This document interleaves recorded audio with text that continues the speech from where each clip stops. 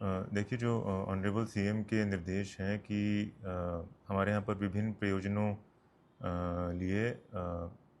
जो स्टेट से आउटसाइड हमारे व्यक्ति होते हैं, इन्वेस्टर्स होते हैं, उनको कृषि, बागवानी, रिसॉर्ट्स, होटल्स, एजुकेशनल इंस्टीट्यूशंस या अन्य कमर्शियल पर्पसेस के लिए ज़मीन दी जाती है अंडर सेक्शन 154 ऑफ ZALR। लेकिन उसके कुछ टर्म्स कंडीशंस होती हैं, कुछ टर्म्स ऑफ रेफरेंस होते हैं, टाइम लिमिट होती है। तो बहुत सारे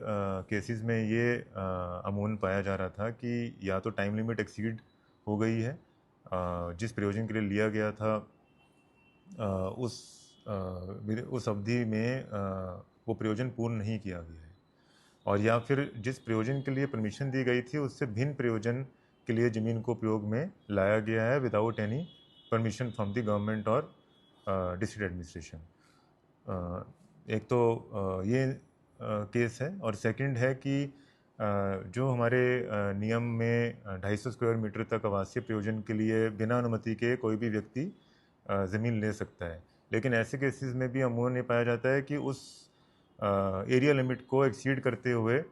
फ्रॉडुलेंट वेज से लोग ज़मीन ले रहे हैं विदाउट एनी परमिशन। तो उन केसेस को भी स्ट्रिक्टली डील करने के लिए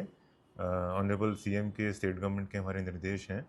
तो ऐसे केसेस को हमारे तहसील्स में, हमारे सब डिविज़न्स में बहुत स्ट्रिक्टली डील किया जा रहा है right from the beginning, since the time when instructions have been provided. राज्य भर में देहरादून जिला ही ऐसा हमारा ज़िला था जहाँ पर ऑलरेडी 800 बीघा ज़मीन राज्य सरकार में निहित की जा चुकी है।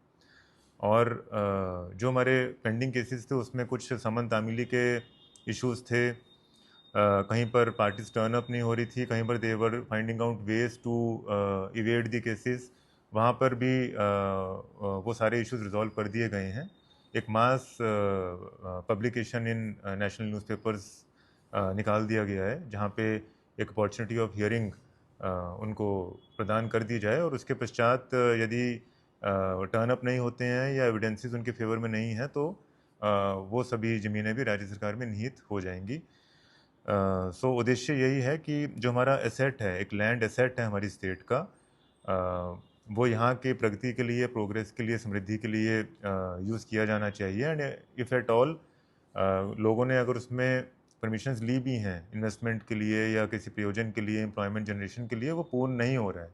तो वो ज़मीनें राज्य सरकार में वापस